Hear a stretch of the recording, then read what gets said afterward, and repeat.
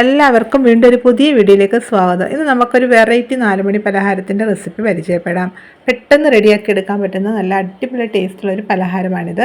ഈ വീഡിയോ ഇഷ്ടമാവുകയാണെങ്കിൽ ഒന്ന് ലൈക്ക് ചെയ്യണേ. അതുപോലെ നിങ്ങളുടെ ഫ്രണ്ട്സിനും റിലേറ്റീവ്സിനും ഒക്കെ ഒന്ന് ഷെയർ ചെയ്ത് കൊടുക്കുകയും ഞങ്ങളുടെ ചാനലൊന്ന് സപ്പോർട്ട് ചെയ്യുകയും ചെയ്യണേ.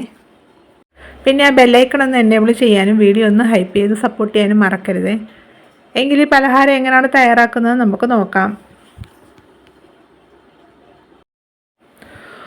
ഒരു പാത്രം എടുത്തിട്ടുണ്ട്. അതിലോട്ട് 1 കപ്പ് മൈദ ഇട്ട് കൊടുക്കാം.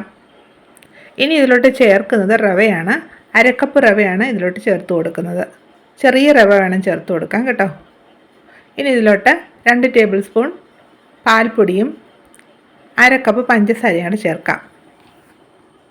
ഇനി ഇതിലോട്ട് 3 ഏലക്ക പൊടിച്ചതും 2 നുള്ള ഉപ്പ് പൊടിയും കൂടെ ചേർത്ത് കൊടുത്തിട്ട് നല്ലതായിട്ട് ഇതൊന്ന് ഇളക്കിയെടുക്കണം. നല്ലതായിട്ട് ഇതൊന്ന് ഇളക്കിയെടുത്തിട്ടുണ്ട്. ഇനി ഇതിലോട്ട് ചേർത്ത് കൊടുക്കുന്ന വെള്ളമാണ്. ഇളം ചൂട് വെള്ളം വേണം ചേർത്ത് കൊടുക്കാൻ. ഞാനിവിടെ 1/4 കപ്പ് വെള്ളമാണ് എടുത്തിരിക്കുന്നത്. വെള്ളം കുറേശ്ശെ ഒഴിച്ചു കൊടുത്തിട്ട് നല്ലതായിട്ട് ഇതൊന്ന് മിക്സ് ചെയ്തെടുക്കാം. കട്ടയൊന്നും കെട്ടാതെ നല്ലതായിട്ടൊന്ന് മിക്സ് ചെയ്തെടുക്കാം കേട്ടോ. അതുപോലെ പഞ്ചസാരയൊക്കെ നല്ലതായിട്ടൊന്ന് അലിഞ്ഞ് ചേരുന്നവരെ ഇളക്കി കൊടുക്കണം. വെള്ളമൊക്കെ ചേർത്ത് കൊടുത്ത് നല്ലതായിട്ട് ഞാനിതൊന്ന് മിക്സ് ചെയ്തെടുത്തിട്ടുണ്ട്. ഇനി ഇത് നമുക്ക് അടച്ചൊന്ന് മാറ്റി വെക്കാം.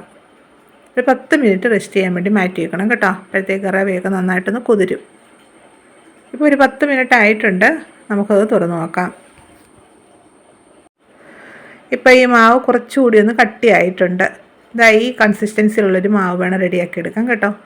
ഇനി ഇത് എണ്ണയിലോട്ട് ഒഴിച്ചു കൊടുത്തിട്ടൊന്ന് ചുട്ടെടുക്കാം.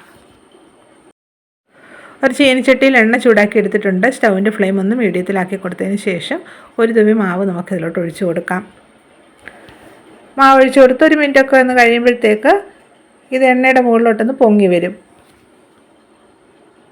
നമ്മൾ ഈ നെയ്യപ്പമൊക്കെ ഉണ്ടാക്കുമ്പോഴേ ഇതൊന്ന് മൂത്ത് കഴിയുമ്പോൾ എണ്ണയുടെ മുകളിലോട്ടൊന്ന് പൊങ്ങി കുമിളിച്ച് വരുമല്ലോ, അതേ രീതിയിൽ ഇതൊന്ന് പൊങ്ങി വരും. എന്താ നോക്കിക്കേ, ഇപ്പോൾ അത് എണ്ണയുടെ മുകളിലൊന്ന് പൊങ്ങി വന്നിട്ടുണ്ട്. ഇനി ഇത് ഒന്ന് കുമിളിച്ച് വരാൻ തുടങ്ങും. കുറച്ച് എണ്ണ നമുക്ക് ഇതിലോട്ടൊന്ന് ഒഴിച്ചു കൊടുക്കാം. അപ്പോൾ ഇത് നല്ലതായിട്ടൊന്ന് കുമിളിച്ച് വരും.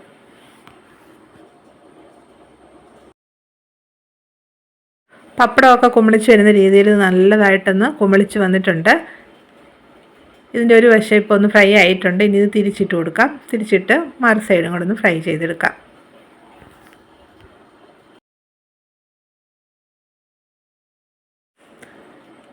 ഇപ്പോൾ ഇത് മൂത്തിട്ടുണ്ട്. ഇത്രയും മതി കേട്ടോ. ഇനി ഇത് എണ്ണയിൽ നിന്ന് കോരി മാറ്റാം. ഇതേ രീതിയിൽ ബാക്കിയുള്ളതും കൂടെ ഒന്ന് ചെയ്തെടുക്കാം. നോക്കിയാൽ നല്ല പെർഫെക്റ്റായിട്ട് തന്നെ നമുക്കിത് കിട്ടിയിട്ടുണ്ട്. ഇതുപോലെ ബാക്കിയുള്ള മാവെല്ലാം എണ്ണയിലോട്ട് കോരി ഒഴിച്ചൊന്ന് ചുട്ടെടുക്കാം. അപ്പോൾ നമ്മുടെ വെറൈറ്റി 4 മണി പലഹാരം റെഡി ആയിട്ടുണ്ട്. നെയ്യപ്പത്തിൻ്റെ കൂട്ടൊക്കെ ഇരിക്കും. അടിപൊളി ടേസ്റ്റാണ് കേട്ടോ.